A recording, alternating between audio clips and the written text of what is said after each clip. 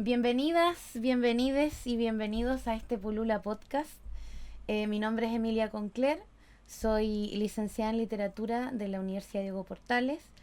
He participado en diferentes antologías en Latinoamérica y uno de esos cuentos fue traducido al francés para una antología llamada Lectures du Chili.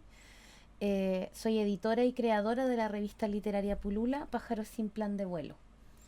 Para los que no saben, el 2013 y el 2014 hubo un proyecto de revista literaria en la ciudad de Osorno, llamada Pulula.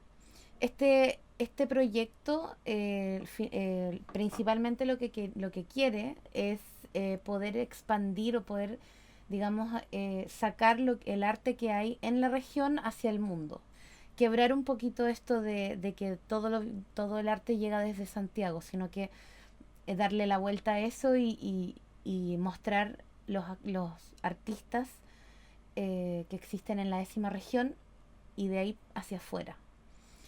Eh, la revista Pulula, las dos que hay, la del 2013 y la del 2014, están en papel, en formato papel, que pueden escribirnos a pulula.magazine con z, pulula.magazine@gmail.com si es que quisieran adquirir alguna. Y también está en espacio online en una plataforma que se llama ISU, ISSU. Pueden buscarlo en Google y poner ISU Pulula. Y ahí va a estar online y disponible para todos. Eh, bueno, esta revista, como dije, la idea siempre fue agarrar a artistas emergentes de la décima región, dándoles prioridad más que nada a esta región, por supuesto.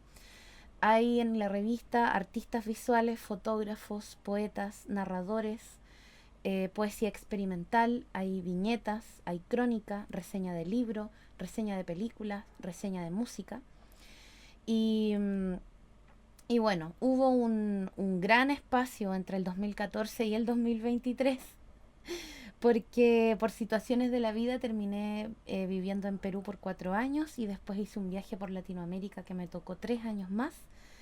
Eh, y bueno, y después la ruta me trajo de vuelta a Osorno y bueno, y ahí se desató la pandemia, el COVID, y tuve que quedarme estacionada nuevamente en Osorno y esto me dio la oportunidad de poder retomar este proyecto que estoy muy contenta de retomar y ya con toda la energía. Eh, y estoy, bueno, súper contenta de estar aquí siguiendo la misión y ahora traspasando Pulula a otro formato, que en este caso sería el podcast. Eh, Les cuento que este Pulula Podcast va a tener 7 capítulos, cada uno con un invitado, invitada o invitada diferente, que ha participado en alguno de los números de Pulula, incluido el tercer número que se está cocinando y pronto a salir, así que atención. Eh, Quiero mencionar que probablemente en los 7 capítulos de lo que se hable puede ser, yo creo que, no, siendo sincera, yo creo que vamos a hablar con spoiler de libros, de películas, entonces para que por favor, si es que no se enojen ni conmigo, ni con el invitado, la invitada o el invitado, por favor. Eh, entonces en cada capítulo vamos a hablar de la especialidad de las personas que nos acompañarán y, eh, y un tema que tendremos sobre la mesa para conversar. En este primer capítulo vamos a hablar sobre traducción. Y tenemos aquí a un Pulula amigo que aportó con una nueva sección, pronta a inaugurarse en el número 3 de Pulula, que es traducción literaria. Él es Luis Fernández, él es nacido en Osorno, actualmente reside en João Pessoa, Brasil. Es licenciado en Letras Españolas por la Universidad Federal de Paraibá. Actualmente cursa un magíster en literatura con mención en traducción y cultura en la misma universidad. Bienvenido, Luchito. Un agrado tenerte acá con nosotros. Gracias, Emi, gracias por la invitación. Siempre feliz trabajar contigo, conversar. Genial. Mira, para comenzar, me gustaría darles a todos los que escuchan, a todos los pululamigas, pululamigues, pululamiguis, me gustaría darles a todos la premisa de la traducción que estará en Pulula 3 a cargo de Luis y la que habla, de un poema de Noah Cícero, de un amigo que quiero mucho, que por circunstancias de la vida nos conocimos en Santiago y luego nos volvimos a juntar por otras circunstancias de la vida en Cusco, cuando yo vivía por allá, ¿no? Hace unos años atrás. Él es nacido en Ohio, en Estados Unidos, en 1980. Él es uno de los representantes de la Alt-Lit o literatura alternativa. Nos referimos a estos nuevos creadores estadounidenses que son descarados, jóvenes y unidos, digamos, por el Internet.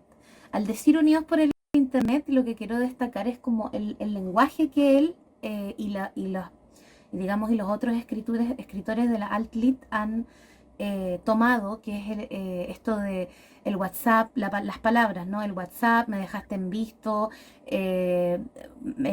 mándame un mail, que el Twitter, y eso, ¿no? Entonces La como... incorporación de las nuevas tecnologías en el lenguaje. Exacto, exacto. Ellos incorporan eso y a la vez, por lo menos a mí personalmente, cuando yo los leo, me siento súper identificada porque yo también hablo así, ¿no? Que oye, Ujú. whatsappéame o qué sé yo, escríbeme un audio, oye, me dejó en visto, ya.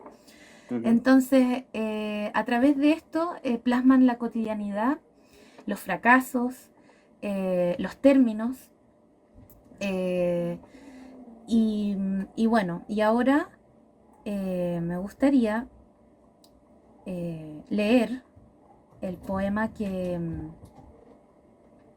nosotros traducimos, pero antes me gustaría comentarles de que este poema que tradujimos con Luis es parte del libro de poesía que se llama Wild Kingdom o Reino Salvaje, publicado por primera vez el 2021. De verdad, Pulula amigos, recomiendo mucho a este escritor. A mí, de hecho, cuando lo conocí fue un impacto positivo. Como dije recién, me sentí súper identificada con lo que escribe. Destaco una de sus obras que se llama Bipolar Cowboy o El Cowboy Bipolar. Eh, y bueno, para entrar de lleno a este poema, me gustaría comentar de que Wild Kingdom, el libro de donde sale este poema que tradujimos con Luis, comienza como una obra de teatro donde se presentan a dos personajes. Vida, a una mujer de 38 años, mesera de un casino y licenciada en arte, y Tom, un asistente legal que ha publicado libros de poesía, es de Ohio y vive hace 10 años en Las Vegas, obviamente es Noah, que de hecho él es asistente legal y vive hace 10 Eso, años en Las Vegas. su alter ego. Exacto. Entonces, mientras uno va leyendo los poemas, de pronto hay interrupciones del diálogo entre Vida y Tom, lo cual da una perspectiva diferente y muy interesante al momento de ir leyendo, que es lo que pasa en este poema en específico también. Ujú. Ahora mismo yo voy a leer el poema en inglés y luego Luis leerá la traducción en la que fuimos colegas traductores. Y voy con esto. Se llama The Shed. There was a metal shed in the backyard. It was rusted over. Everything inside it was covered in rust, dust, or cobwebs. A lovely place for a spider family. My mother told me that a female dog came into our yard and was in heat. All these dogs came to fuck her, she said. My father didn't know what to do, so he locked the dog up in the shed. Then the male dogs made horrible noises because they could not fuck her. Vida. This is how your mom talked to you when you were little? Tom. Yes. Excelente. Entonces ahora yo les voy a leer a todos los amigos nuestra traducción conjunta. La titulamos La Caseta. Había una vez una caseta de zinc en el patio. Estaba oxidada. Todo lo que había dentro estaba cubierto de óxido, polvo o telarañas. Un lugar encantador para una familia de arañas. Mi madre me dijo que una perra entró en nuestro patio y que estaba en celo. Todos estos perros la van a culiar, dijo ella. Mi padre no supo qué hacer, entonces encerró al perro en la caseta. Después los perros hicieron ruidos horribles porque ellos no podían culiarla. Vida. ¿De esta forma te hablaba tu madre cuando eras pequeño? Tom, sí. Me gustaría comentar un poquito por qué escogimos esta traducción, solo como para presentar un poco lo que hacemos cuando se traduce más o menos. El texto originalmente es un texto que toma esta fuerza en ciertas palabras. El tema central del poema, como dice Tom, como dice vida, esta es la forma en que tu madre te hablaba. En eso radica más o menos el tema central del poema, ¿sí? En la fuerza de algunas palabras. Entonces, con Emi lo que hicimos fue intentar adaptar a la realidad cotidiana del sur de Chile. Primero, el título, que en inglés se llama The Shed, lo traducimos por la caseta. Todos en sus casas, o en la gran mayoría de las casas, tienen una caseta donde guardan cosas. Generalmente, estas casetas son hechas de metal, de lata, pero nosotros le decimos zinc. Entonces, cuando alguien dice, había una caseta de zinc en el patio, es una figura que todo el mundo se imagina automáticamente. Si no está en nuestra casa, está en nuestra casa, en la casa de los abuelos, en la casa de un amigo, en la casa de unos tíos. Es súper típico. De hecho, cerca donde tú vives, Emi, hay un lugar que se llama Casa de Lata. Sí. ¿Es cierto? Entonces, habían ciertas palabras que tenían toda la fuerza aquí, que eran palabras fuertes dentro de este texto, que eran las partes en las cuales la madre hablaba de una forma grosera y ruda con el niño, de una forma muy fuerte. Cuando había la pregunta, ¿de esa forma te hablaba tu madre? Entonces quisimos adaptarlo. Inicialmente habíamos escogido unas palabras que eran muy españolas. Muy españolas, exactamente. Pero como decidimos adaptar a nuestra realidad chilena, decidimos usar el verbo culiar, que es un verbo que se usa en Chile, que dice follar en Chile. Entonces decidimos usarlo culiar para que justamente tuviera una carga cultural mayor. Si alguien dice, voy a follar, es completamente decir, voy a culiar. Follar hasta puede ser más sofisticado decirlo. Pero si te dices culiar, tiene una carga cultural, Sí. tiene una carga semántica y un impacto superior. Que es lo que queríamos buscar con Emi, justamente, con crear ese impacto que existe en el idioma original, crear ese impacto también en la lengua de llegada, que fue nuestra traducción. Entonces, comenzando con esa intro, a mí me gustaría entrar más todavía en esto de la traducción, hablando un poquitito así por encima de un libro que se llama Decir casi lo mismo, que publicaba el 2008 de Humberto Eco, donde dice que una traducción nunca podrá ser idéntico al original, porque no debe, o sea, lo que digo es que él plantea que el ejercicio de la traducción no debe ser tan literal, finalmente. Porque pone, por ejemplo, un dicho en Inglaterra que dice It's raining cats and dogs, que la traducción literal es están lloviendo perros y gatos. Pero lo que quiere decir realmente esa frase es, si lo trasladáramos al chileno o digamos al español, mejor dicho al chileno, podríamos decir está lloviendo a cántaros, o se parte lloviendo, o se caga lloviendo, o se parte lloviendo. Digamos, claro, al no tener yo creo, ¿no? Sí. Al no tener una mala palabra, entre comillas, yo creo que se vendría mejor se parte lloviendo o a cántaros. A cántaros, sí. Claro. Hay otra que él pone también, que es otra frase que dice You are just pulling my leg, que eso en traducción literal sería me estás tirando la pierna, pero en la traducción, digamos, original, lo que quiere decir es que, oye, me estás tomando el pelo. Exactamente. ¿No? Entonces, ahí voy con de que una traducción nunca va a poder ser igual a la original y que todo este traslado de lengua a lengua lo hace el traductor a través de una negociación entre las lenguas. Para obtener una cosa, debes renunciar a otra. permitiendo muchas veces la transformación del texto, pero lo cual finalmente termina siendo positivo porque al final nosotros podemos entender lo que realmente quiere decir, ¿no? Entonces, eso. Y lo otro que me gustaría mencionar bien rapidito es una traducción que me llamó mucho la atención, que es del italiano al italiano, del italiano antiguo al italiano moderno, que es de la Divina Comedia. Quien no conoce la Divina Comedia, voy a hacer un resumen súper rápido, es un poema que consta de 3 partes: infierno, purgatorio y paraíso. El protagonista es Dante, el mismo escritor. Y él viaja a través de estos 3 espacios, acompañado primero por Virgilio, que es el autor de la Eneida, por los 9 círculos del infierno, y luego por las 9 estancias del purgatorio. Y luego ahí Virgilio se va y entra Beatriz, que lo acompaña por las 9 esferas del cielo, hasta finalmente el empíreo, que es otra forma de decir el cielo. Es un sinónimo, ¿no? Esta obra fue escrita entre 1304 y 1321. Y bueno, y esta es la frase que yo sé que yo sé que no todos sabemos italiano, yo tampoco sé italiano, pero sé que lo vamos a entender. En esta frase que dice de este poema, ¿no? De la Divina Comedia. Dice: tanto gentile e tanto honesta pare la donna mía. Ya, aquí hay 2 palabras: gentile y donna. Gentile, obviamente a nosotros al toque se nos viene el tema de que, gentil, o alguien educado, ¿no?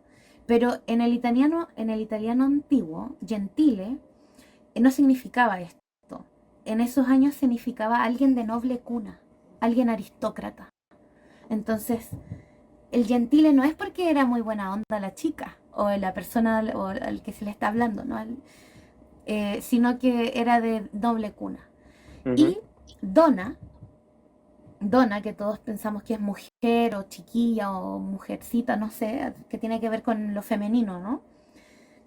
En ese tiempo no significaba eso, sino que significaba ama, dueña, la señora, pero la señora como la que tiene poder, ¿no? La que tiene poder, la que gobierna, exacto, la que tiene poder sobre mí, porque ahí habla de que ella tiene esta domina, lo tiene cautivado, ¿no? Entonces esta mujer, esta ama, esta señora con poder, le encanta, a él le encanta.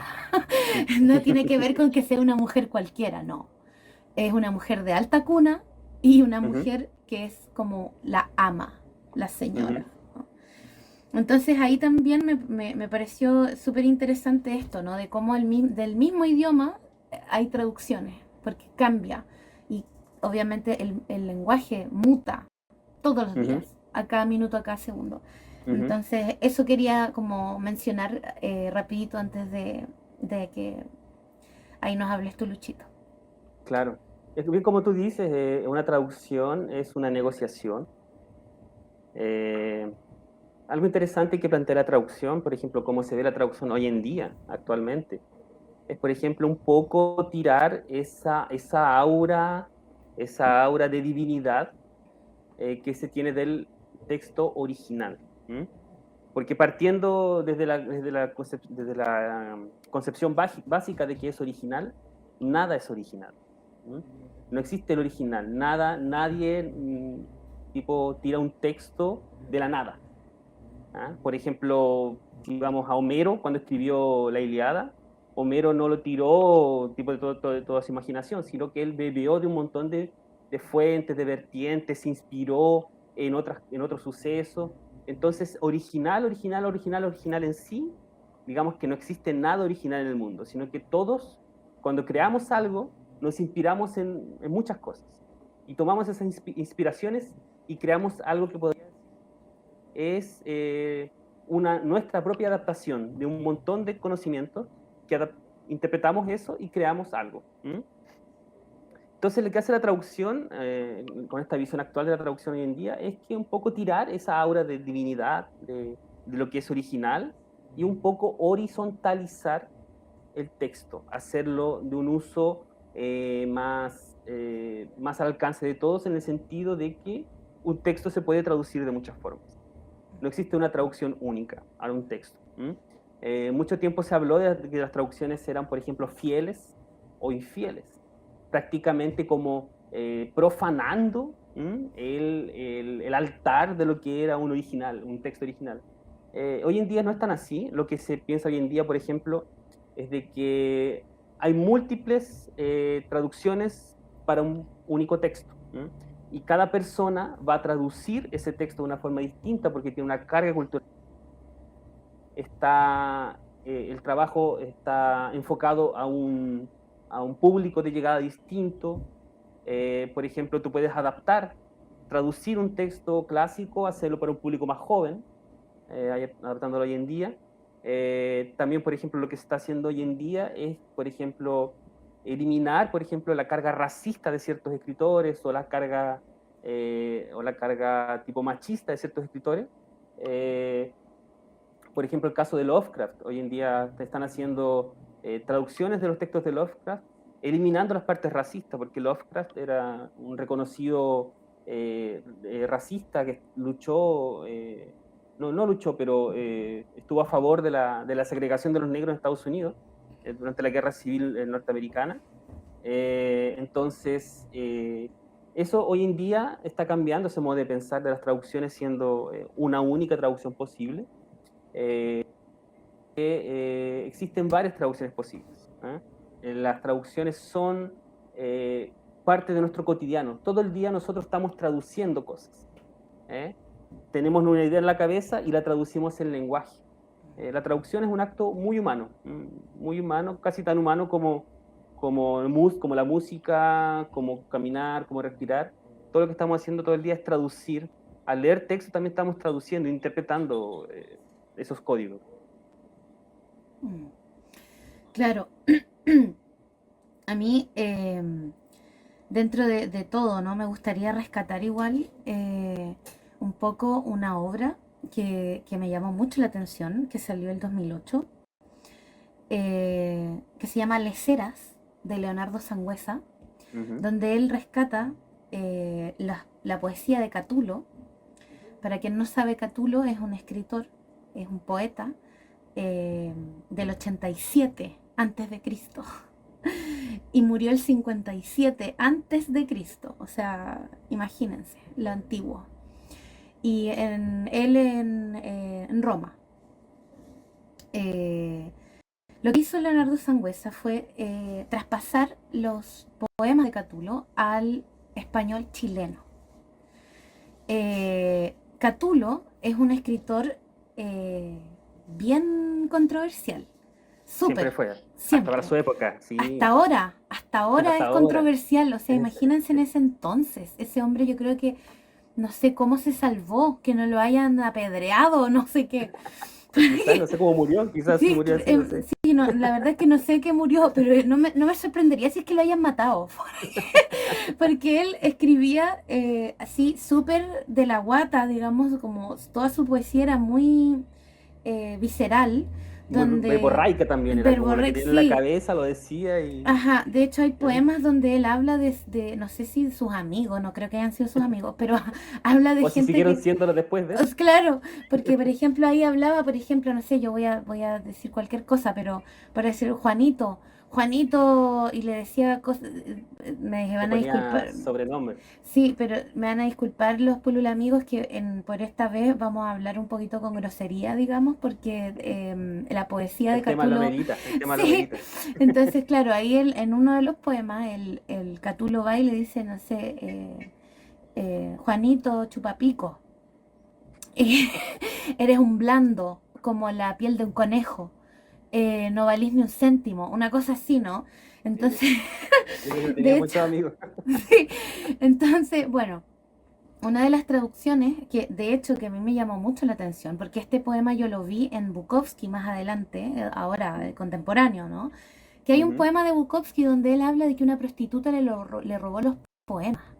Pero aquí a Catulo le pasó en el 80 y tantos antes de Cristo, o en el, no sé, o en el 70 y tantos antes de Cristo, o en el 60 y tantos antes de Cristo, antes que muriera, ¿no?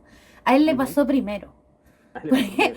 a él le pasó primero, porque él sí frecuentaba prostitutas y todo, Ajá. y entre medio una de ellas le robó sus poemas. Ujú. Y aquí voy a leer la traducción que hace Leonardo Sangüesa de este poema, que es bien interesante, que a mí de hecho me dejó la duda si es que de verdad Bukowski era de él ese poema, que también, justo él también le pasó, Lo mismo igual, o sí. sí, lo mismo Y con las igual. mismas palabras, sí, medio No las raro. mismas palabras, pero en la misma La situación y idea, como la la idea, idea. claro. Entonces Sí, como que, es esa discusión del original que en exacto, realidad, o decir original, prácticamente es imposible decir que alguien hoy en día hace algo original. claro, porque igual Todos quizás sí le debimos de... pasó. Quizás se le Y pasó, sí le quizás le pasó, pasó. y quizás sí le pasó, quizás no Sí, sé. Bueno, sí, el poema dice así, en la traducción en español chileno. sí. Dice, atención, todos mis endecasílabos, vengan de donde estén y cuantos haya. Una horrenda maraca me ha subido al columpio y se niega a devolverme. Súfranlo, nuestra libreta de apuntes. Todos tras ella, pidamos lo nuestro. ¿Cuál es? Esa de ahí, la que camina, horrible, siempre con una risa teatral, e indigesta con su hocicamen de perro. A roderla ya, pidamos lo nuestro. Maraca hedionda, pasa la libreta, pasa la librenda hedionda maraca. ¿Qué? ¿Te da igual? Pantano, lupanar o lo que pueda haber más putrefacto. Pero hay que conformarse con esto, y al menos estrujémosle un rubor a su inmutable caracho perruno. Y gritemos de nuevo, con más fuerza, Maraca hedionda, pasa la libreta hedionda maraca. Nada sacamos, nada, ni se mueve. Debemos cambiar los procedimientos, a ver si algo podemos conseguir. Dama ejemplar, ¿nos pasa la libreta? Entonces, esa es la traducción de uno de los poemas de Catulo por Leonardo Sangüesa, que de hecho él es de Temuco. Claro. Igual recomiendo mucho esta obra para los que quieran conocer a Catulo y a esta traducción que es súper interesante. Es como un poeta maldito antes de todos los malditos. Claro. Igual decir Como un beat, pero de Roma. sí, igual decir que no compartimos, digamos, el trato contra la mujer que estaba trabajando. Ah, obvio. Eh, claro, decir que no. Bueno, un poema que tiene más de, más de 1000 años y que lamentablemente un comportamiento que se mantiene hasta hoy en día, tratar Sí, a eso las sí es verdad. trabajadoras de esa forma. Pero claro, como dices tú, es un maldito antes de los malditos, un tipo que eh, difícilmente tenía amigos, como comentamos. Claro, ¿no? Y Pero sí, está bueno recordar eso, amiguitos, que lo que estábamos sí, hablando, claro, nos reímos no por el cómo él le habla, ¿no? Sino como, bueno, sí, un poco claro, sí, pero sí, no estamos de acuerdo con el trato, o sea, eso no, sí, amiguitos, eso no se hace. sí. Todos merecemos respeto. Eh, Pero bueno, siguiendo con eso, ¿no? Con esta ujú, traducción al chileno y rescatar igual un poco lo que hizo Parra al traducir El Rey Lear de Shakespeare. Y ujú, hay otro que encontré por ahí que me llamó la atención, que se llama el chico Claudio Castañeda, y él ujú. tradujo a Bukowski, que se llama Sí. Culeando con Bukowski, se llama el libro. Ah, Y, qué interesante. ajá, y más abajo, o sea, como en la parte como del marketing, no sé si marketing, pero por ahí salía una frase que me llamó mucho la Ya, atención, que dice, ¿aburrido de pollas y cojones? Les presentamos Culeando con Bukowski con el pico y las hueas. perfecto. ¿De quién es? Qué maravilloso. Claudio Ya Castañeda. lo, ya lo quiero leer. Ajá, ¿De dónde es? ¿Tú sabes de el dónde es? chileno, ¿De qué chileno. lugar? La ¿Más verdad de es qué que ciudad? ¿Sabes tú? no lo sé, pero No. sé que Ya. llegué a este libro, ¿por qué? Porque estaba buscando la biografía de un ilustrador que se llama Gaspar Pujadas. Ajá, Me faltaba la biografía la revista número 3 porque obviamente todos merecen salir ahí con su nombre, aunque sea poquito, claro. pero todos tenemos que saber quién lo hizo. Y estaba en eso buscando la biografía y no quería molestarlo, entonces bueno, me fui a internet a buscar si es que había una biografía de él por ahí. Y entre medio me encuentro con este libro donde Gaspar, el ilustrador, que de hecho sale en la 3 que tiene una ilustración muy buena, eh, él aportó con ilustraciones para este libro. Buenísimo, me Entonces encantó, ahí lo vi y dije, no, esto está, pero... me encantó. Así Está que eso, buenísimo. ¿no? Hablar un poquito también de cómo es esto de las traducciones, ¿no? Porque muchas veces... Claro, de estas elecciones que hacemos cuando traducimos, ¿no? Porque es eso en el fondo. Eh, cuando, por ejemplo, como te decía anteriormente, existen múltiples traducciones, y cada persona puede traducir un libro de diferentes formas, que yo creo que es lo importante, que el lector sepa lo que va a leer. mm, Por ejemplo,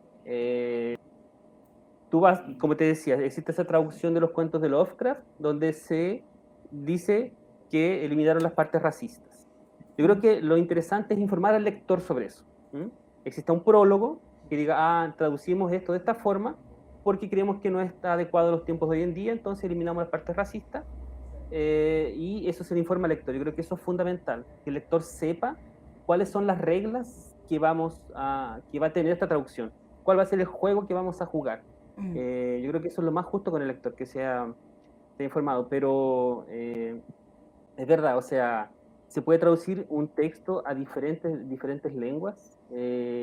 Se puede traducir, por ejemplo, como lo hizo Sangüesa con el texto, el texto de Catulo, Lecera, y pasa mucho eso en el ámbito, en el mundo editorial.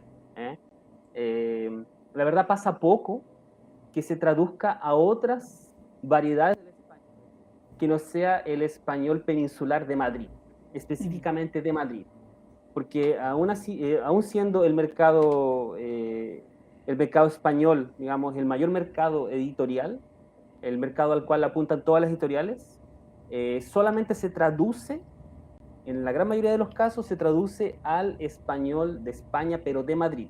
Se olvidan del andaluz, que es completamente diferente, o de otras variedades del español que no sea la capital de Madrid, mm, la capital Madrid.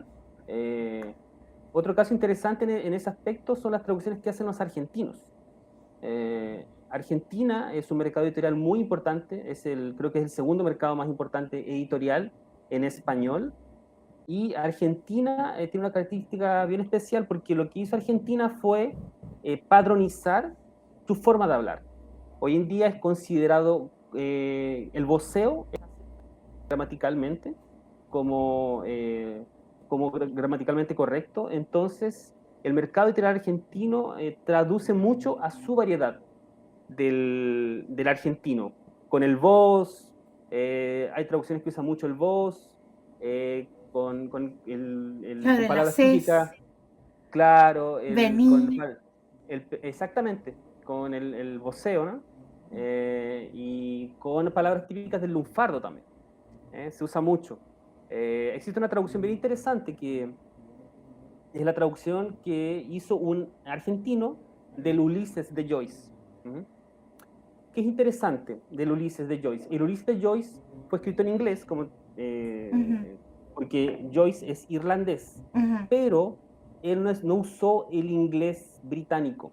Él cuando escribió el Ulises de Joyce, lo escribió con el inglés irlandés, que es completamente diferente. sí. ¿Qué significa eso? Cuando tú escribes en una lengua, en una variedad de la lengua que no es la lengua oficial, tú lo que estás haciendo es un acto de resistencia. Todo el mundo sabe, digamos, la, la pugna que existía entre Irlanda y el Reino Unido, ¿no? Ujú, Inglaterra dividió Irlanda, hubo una guerra de religiones ahí, mm, y entonces escribir en irlandés se transformaba en un acto de rebeldía contra eso. mm, Y al mismo tiempo que traducir a variedades que no son las del imperio, por decirlo así, es un acto de rebeldía. ¿Por qué? Porque nos han dicho desde siempre de que el español realmente bueno, el español correcto, como se dice, como si hubiera una lengua incorrecta, una mm, lengua malvada, por decirlo así, el español correcto sería el español de España, pero precisamente, específicamente, el español de Madrid. claro. Entonces eso te habla sobre una política. Y cuando hablamos de política, siempre hablamos de pugnas de poder, Mm, un tira y afloja. Hoy en día la colonización se acabó como, digamos, como una especie de dominación militar, que aún todavía existe también dominación militar, pero también existe una colonización a través de la cultura. Y eso es lo que pasa con este tipo de traducciones. Lo interesante de las traducciones que hizo Sangüesa, por ejemplo, con Catulo y este otro chico, ¿cuál es el nombre de él? Claudio Castañeda. Claudio Castañeda. La que hizo Claudio Castañeda con los textos de Bukowski es justamente un acto de resistencia. Decir, aquí se habla chileno, y el chileno es tan importante o tan válido como cualquier otra variedad del español que se habla hoy en día. Y eso es un acto de resistencia. Es un acto de resistencia. A mí ¿por qué? personalmente... No, dale, ¿sí? dale. No, Sí, Perdón. Sí, porque se transforma en crear cultura, crear resistencia desde los márgenes de los polos culturales. Claro. No, yo te iba a decir que personalmente a mí me pasa, ¿no? Porque ahora pronto quiero publicar una novela que ya está lista, pero al momento de escribirla me sentía súper... como que me echaba para atrás porque yo tenía mucho chilenismo. Mucho chilenismo y mucha... del sur, sobre todo. Claro, y mucho chilenismo... Y más marginal todavía que el chileno del sur. Claro. Marginal de lo marginal. Sí, y más encima era harta grosería, ¿no? Entonces Claro. era como que, porque me salía nomás, pues sí, bueno. Natural, sí. Y como que en algún minuto yo decía como, no, Emilia, bájale. Como que no te van a entender, no te van a entender. Pero claro, obviamente sucumbía a lo que me llegaba a la cabeza, ¿no? Igual ya lo escribí, ya está, igual tiene mucho chilenismo y todo. Sé que puede ser de que esa obra me cierre las puertas en algún momento, de pronto, porque no se va a entender. Porque pero se te abra. Exacto, o puede ser que se la abran también, porque por ejemplo me pasa con Washington Cucurto, que es un escritor argentino, que él escribe igual del Arrabal, pero del Arrabal así ya que es otro idioma. Y así mismo él escribe y así mismo me gusta, ¿no? Y bueno, y a veces igual tengo que de repente buscar como qué es lo que quiere decir con esto, ¿no? Y ya, ya, listo, y ahí. Pero sí, me parece súper interesante que salgan obras así. Claro. Que finalmente, claro, yo no me había dado cuenta hasta que hablamos y de que lo que yo estoy haciendo es de alguna forma, y lo que muchos estamos haciendo, ¿no? En lo artístico, en lo literario, digamos, es un acto de resistencia, que es como, oye, yo vengo de aquí, hablo así y está bacán. Claro, exactamente. Bueno, es algo que a los chilenos siempre nos han dicho desde siempre. De siempre nos han dicho que los chilenos hablamos mal. Siempre nos han dicho, por ejemplo, históricamente hasta los mismos gramáticos chilenos nos han dicho que los chilenos como país tenemos un mal español. No existe eso de lenguas malas o buenas, o variedades de la lengua malas o buenas. No existe, porque una lengua no nace, no brota del aire, no es como que aparece, no. Una lengua es la representación de una cultura. Y al ser eso, es una forma de ver el mundo única. Como el lenguaje crea idioma, como el lenguaje crea realidades, una forma de expresar el mundo es una forma única de ver el mundo al mismo tiempo. De que en los años 80, para los que somos más viejos, había un programa en Televisión Nacional de Chile, antes de las noticias, hora prime, pleno régimen militar. El profesor Bandera hacía tenía un cuadro ahí que se llamaba Usted no lo diga, que era cortito, 2-3 minutos, pero ¿en qué consistía? En enrostrarle al chileno lo mal que hablaba. Decía, no diga chileno, diga chileno. ¿Por qué? Porque la Real Academia de la Lengua Española dice que la pronunciación es con T, C y H, chileno. Y todos en Chile decimos chileno. Sí, pues, Chile nomás. Decimos chileno. O Chile, pero no Chile. Bueno. Bueno, algunas personas sí. ¿Esa es la forma correcta? Chile. Exactamente. Somos de Chile. Según ellos, pero claro. Lo que no es así, o sea, no hay forma. No hay formas correctas de hablar una lengua, porque la lengua no es algo que, bueno, es algo que viene de afuera, pero en el caso del español, la lengua, como decía Neruda, ¿no? Los españoles se robaron todo, pero también nos dieron todo. Y cuando se dice nos dieron todo, nos dieron en la lengua. Y esa lengua que llegó para afuera, que llegó de afuera, nosotros la adaptamos y creamos algo nuevo, nuestra Claro. versión de esa lengua. También hablábamos días atrás sobre, por ejemplo, por qué el chileno habla tan diferente de los otros países. Por ejemplo, argentinos y uruguayos tienen un acento parecido, colombianos y venezolanos Sí, también, comparten. peruanos, ecuatorianos Ecuatorianos y y bolivianos comparten bolivianos hablan también. también parecido, los centroamericanos hablan parecido, pero nadie habla con los chilenos. Y eso es bien interesante. ¿Por qué? Porque Chile, para comenzar, era una capitanía, no era tipo, estaba lejos de los polos culturales, que era Perú, un polo cultural muy grande, y otro polo cultural grande. Entonces, ¿qué pasó en Chile? Chile, como era una capitanía, siempre fue un lugar aislado, tanto para el Imperio Español como geográficamente. Por el norte tenemos el desierto de Atacama, después tenemos el Océano Pacífico, por la costa, al sur se acaba el mundo, Claro. y después tenemos la cordillera de los Andes. Entonces, ¿qué hizo eso? Eso fueron las condiciones ideales para de que el español que se desarrolló en Chile fuera único. ¿Y qué es lo bonito de eso? Es que es una forma única de expresarse en América Latina. Nadie habla como nosotros. Somos pura ¿Ah? resistencia. Exactamente. Nuestro Es una idioma es pura forma, resistencia, porque claro, nadie se parece. Nadie habla como el chileno.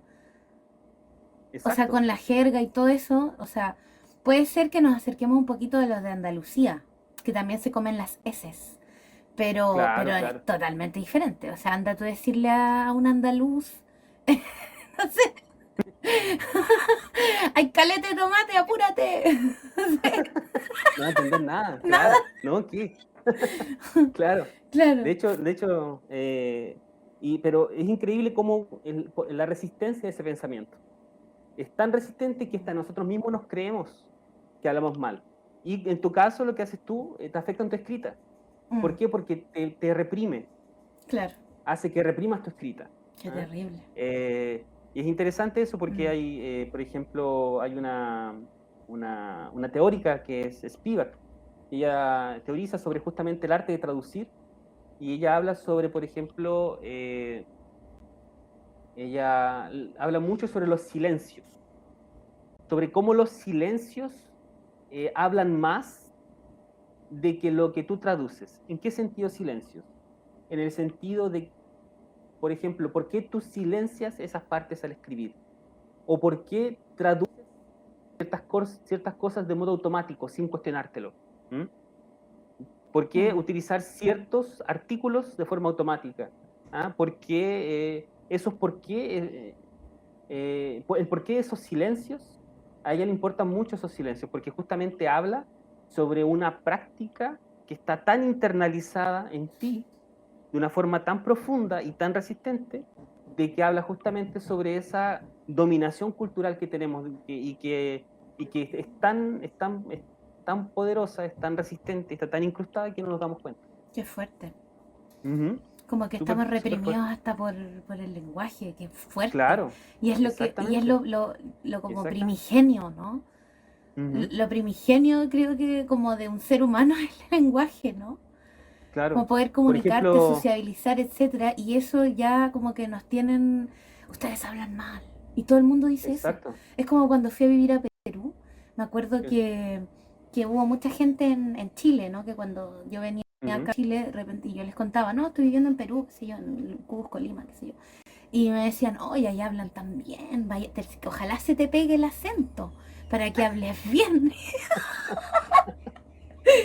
Y yo, ¿y qué pa? Ya, no, no, mentira, pero sí se me pegó un poquito, pero ya se me fue ya.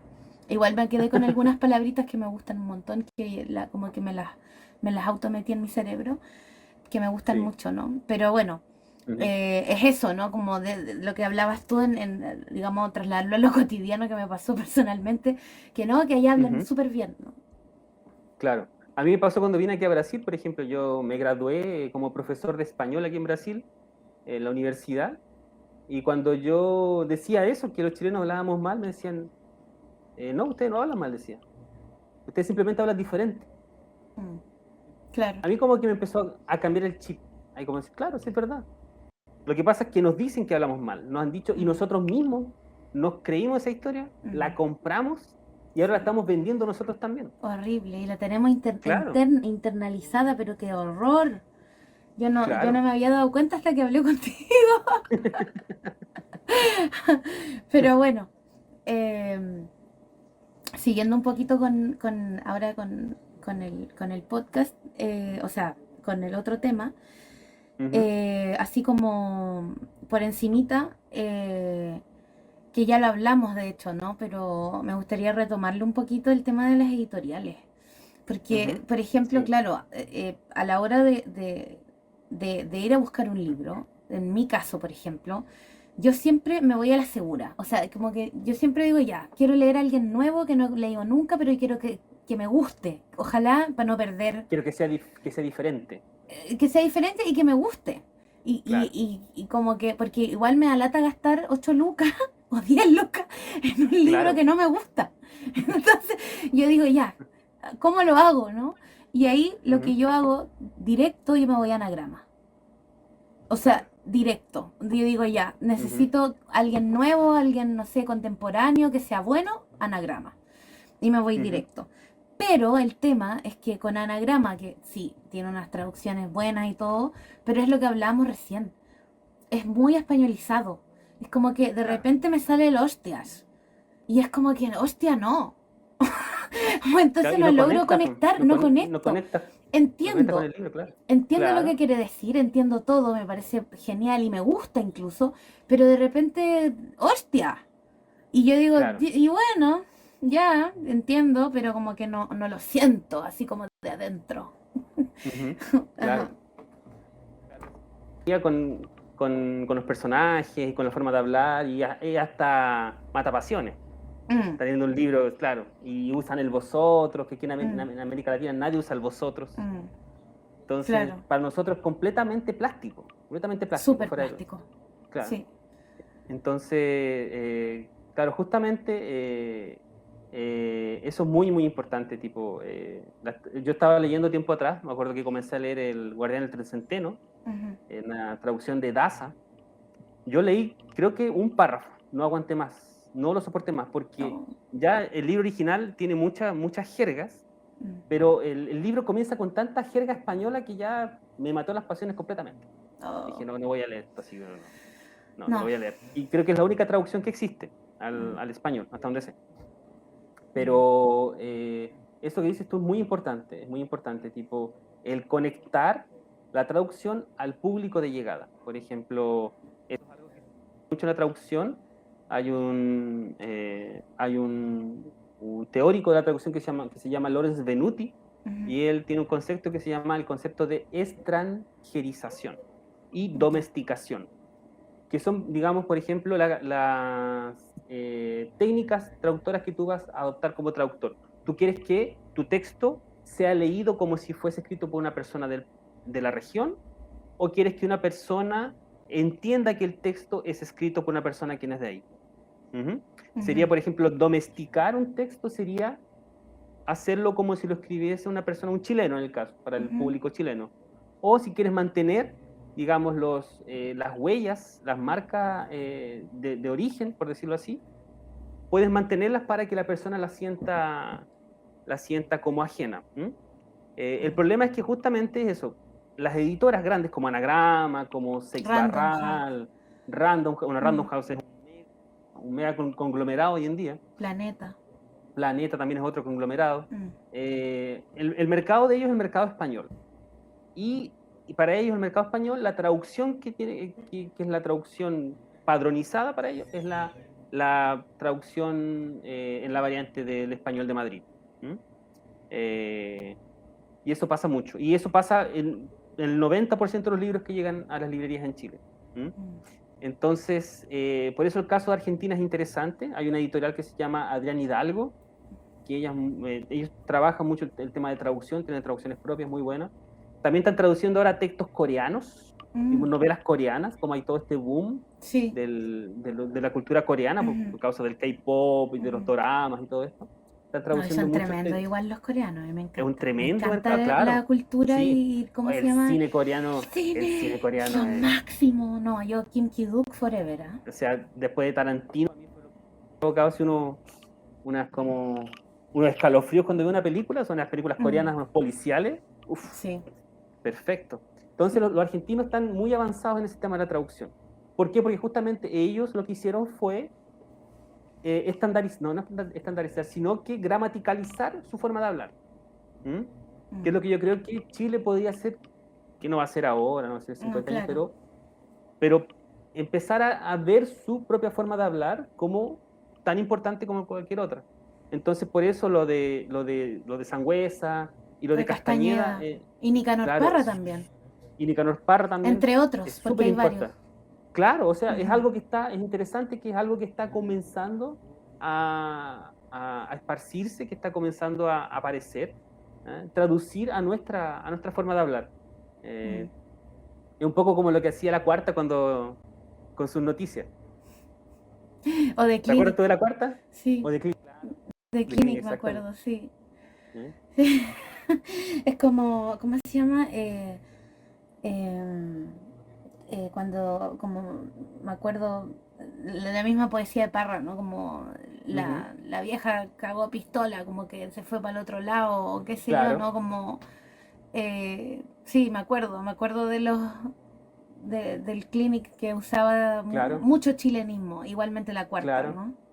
Ahora es interesante eso, por ejemplo, que, como tú decías, tú eres una chilena que escribe del sur de Chile. Entonces, tu chileno también es diferente tu forma de hablar español es diferente al del santiaguino o del ariqueño. ¿M? Sí, total. Eh, entonces, claro, ver eso como una riqueza. Eso es riqueza. Eso no es hablar mal, sino que eso es riqueza. Mm. Una riqueza del lenguaje. ¿Ah? Por ejemplo, en Chile, en Osorno tenemos palabras diferentes a otros lugares. Por ejemplo, en Santiago, a las bolitas de vidrio les dicen bolitas, ¿cierto? Ujú. Como le decimos nosotros, pingos, O bochita. o bochitas, los Ajá. pingos. ¿Mm? Sí, los pingos. Cada, cada lugar tiene su forma de expresarse distinta y eso sería bueno eh, no recuperarlo ni rescatarlo porque, digamos, ¿quiénes somos nosotros para ponernos en esa cruzada de rescatar la Mm, cultura de un lugar? No, sino mm. simplemente dejarlo fluir, porque Reconocerlo, ¿no? De que reconocer, existe y que exactamente, está bien. Y ya. Ujú. exactamente, y que es nuestra forma y es tan válida como cualquier otra forma. Mm, sí. Y bueno, antes de entrar a la tercera parte, me Ujú, gustaría mencionar algo rapidito, que es algo que a mí me parece súper importante porque siempre he escuchado debates y he escuchado gente que habla de, por ejemplo, de cuando se traduce de, por ejemplo, de un libro a una película, ujú, que es la sí, traducción intersemiótica, si no me ujú, equivoco. exactamente, sí. Entonces, claro, el traspaso de, por ejemplo, digamos lo más conocido, El Señor de los Anillos. Ujú, Entonces está el libro El Señor de los Anillos y está la película ujú, ya del primer libro. Entonces mucha gente puede decir, no, sí, no, no me... digamos con lo que, más que El Señor de los Anillos, cuando lo que pasó con El Hobbit ujú, de Peter Jackson, que sí, tradujo el libro del Hobbit a película y fue una mezcolanza entre el Silmarillion, entre el Hobbit, entre ficción que él mismo metió, personajes ujú, que no existían sí. y los metió igual, romances que no existían y los metió igual. Había que, había que hacer tres Claro, películas, ¿no? había que darle carne a la cuestión. Claro, claro. Entonces, entonces, claro, al final yo me acuerdo de cuando la fui a ver y que a mí de verdad yo soy como fan, no sé si la número uno, pero soy ultra fan del Señor de los Anillos. Y claro, cuando salí del cine, escuché mucho como, ¡ay, qué mala la película! Es súper alejada del libro y no sé qué. Y es como, Poco fiel, poco sí, sí, fiel, sí. claro. No, pero, oye, una cosa es el libro y Ujú, otra cosa es la peli.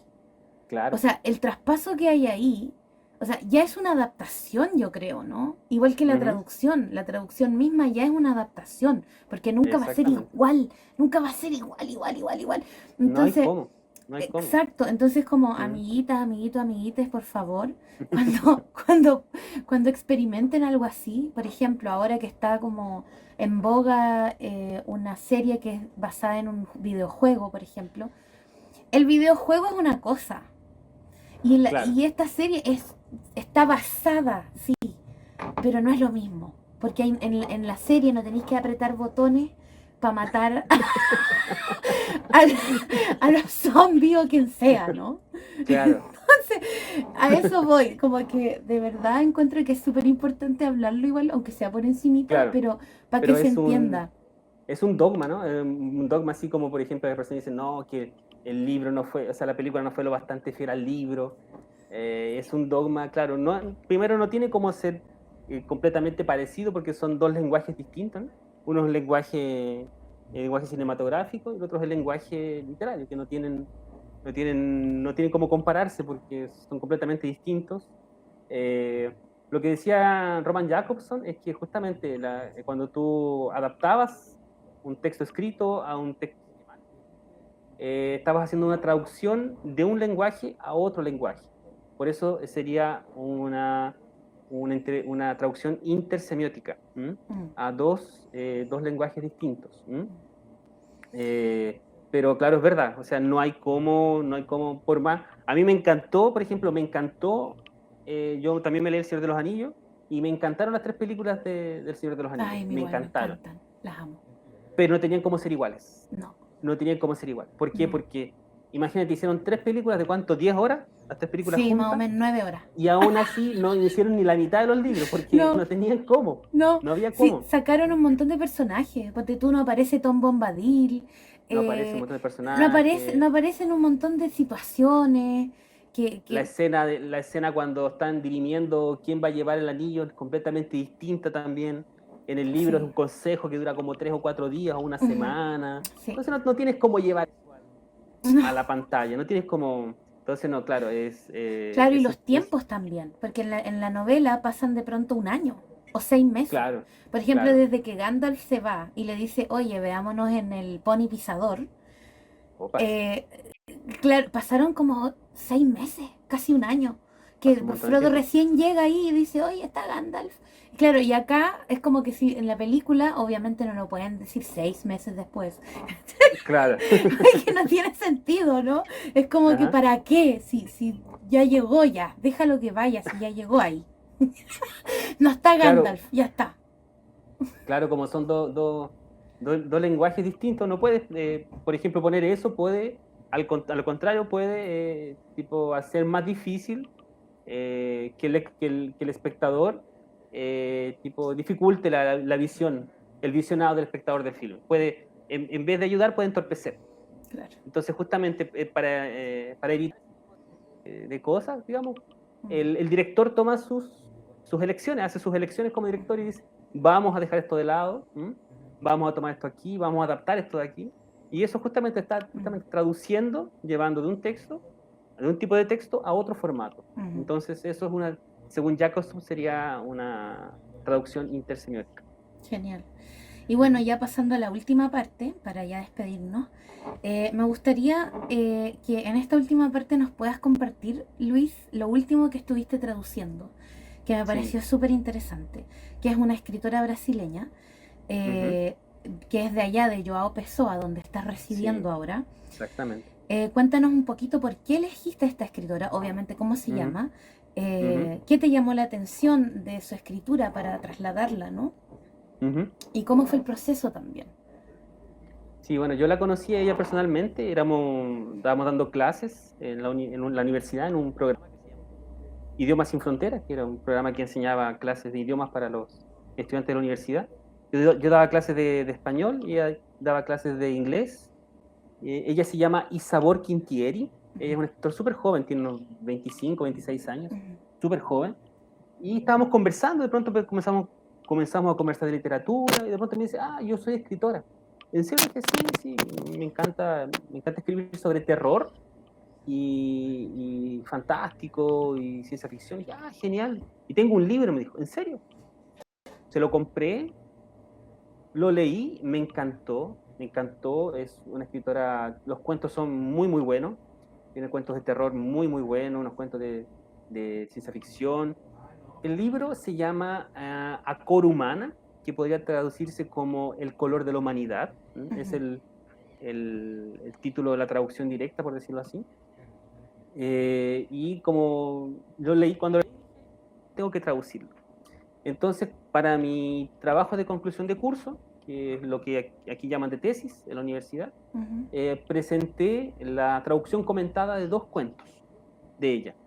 Un cuento que se llama Doña María versus Todo y el otro se llama Juriscleide y El Aplastado. Entonces, como yo justamente quería traducir estos cuentos al chileno, las palabras, los diálogos de los personajes, yo los traduje al chileno, al lenguaje coloquial del chileno. Cuando el protagonista puteaba en chileno, por ejemplo. Y con el texto de Juriscleide y El Aplastado, una lección que yo tuve, fue, por ejemplo, quería mantener el género del personaje. Juriscleide es un árbol.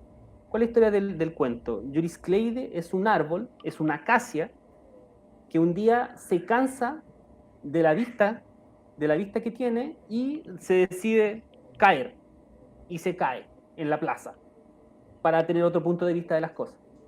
Y en ese proceso, cuando se cae, aplasta a un abogado. Oh. Y queda al caos y todo eso. Entonces, Juriscleide era una acacia y a la palabra árbol en portugués es femenina, es a árbore. Entonces, si yo traducía a Juriscleide, iba a traducir como el árbol. Perdía ese género femenino un poco, cada vez que nombraba el árbol, el árbol, el árbol.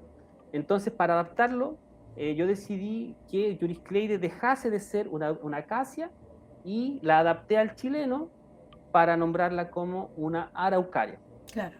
Entonces, ya Juriscleide, cada vez que Juriscleide era nombrada, en vez de decir árbol, y a árboles, y el árbol hacía esto, decía no, y la araucaria hacía esto. Al mismo tiempo de que araucaria es un árbol muy simbólico para la cultura mapuche, chilena, entonces tiene una carga distinta si yo colocaba que era una araucaria. Entonces mi elección como traductor fue adaptar eso a la realidad chilena en cuanto a los diálogos y también mantener ese género en el español, porque encontré que era interesante. ¿Por qué? Porque todos los cuentos del libro, los personajes son femeninos. Entonces, para mí era más importante que se mantuviera esa coherencia. Y eso, por ejemplo, yo lo escribo todo en los comentarios de la traducción. La traducción se presenta la traducción y al lado de los comentarios donde tú explicas, por ejemplo, por qué eliges tal palabra. Claro. Porque como en toda traducción, ¿no? Debería ser en toda traducción. Ajá. Hay muchas editoras que usan traducciones que no tienen autor, no tienen nada. Sí, eso es como... Y son generalmente traducciones que no son de ellos, que son robadas. Sí. Y tú, por ejemplo, comparas 2 traducciones y son 2 libros completamente distintos. Entonces, claro, cuando tú le pones un nombre, tu firma, y explica lo que estás haciendo, tiene un poco más de confianza la traducción. Entonces, ahora lo que estoy haciendo en el magíster, que estoy haciendo un magíster de literatura también, con mención en traducción, estoy traduciendo los otros 8 cuentos restantes del libro en el mismo sentido, traduciéndolos cuando es posible, traducirlos a la variedad del español de Chile. Chileno. Exactamente, al español chileno, tipo en los diálogos, tipo los diálogos de los personajes, las expresiones. Y la palabra que yo uso en mi trabajo es más que la palabra castellano. ¿Por qué? Porque tomé como referencia a Andrés Bello. Andrés Bello, cuando crea su política, su teoría sobre sobre tipo, ¿por qué es mejor para los países latinoamericanos usar la palabra castellano que español? ¿Por qué? Porque en ese tiempo los países americanos estaban en la época de la independencia, estaban en el periodo de independencia, y asociar las clases en las escuelas a español podría ser no podría ser una buena idea, porque podría asociarse a los españoles. Entonces, según él, para él fue mejor usar la palabra castellano, porque era una palabra que era más genérica y generaba menos discordia, decir castellano. Por eso en Chile hasta el día de hoy tenemos clases de castellano y no tenemos clases de español. Porque también español se refiere al Imperio Español. Claro. Y bueno, nada, agradecerte, Lucho, por haber estado acá en este primer capítulo del podcast. Gracias a ti. Igual invitar a todos los polulamigas, pululamigos, pululamiguis, que nos sigan, que pueden seguir escuchando este podcast el próximo capítulo, la próxima semana, a la misma hora, en el mismo canal. Y bueno, y se me había olvidado en la introducción hablar y agradecer también a Carepalo Producciones, a Catrián y a Demian por permitirme esto. Claro. Que bueno, vamos a tener, ahí se van a dar cuenta los que vean el podcast con video, de que vamos a estar en diferentes locaciones.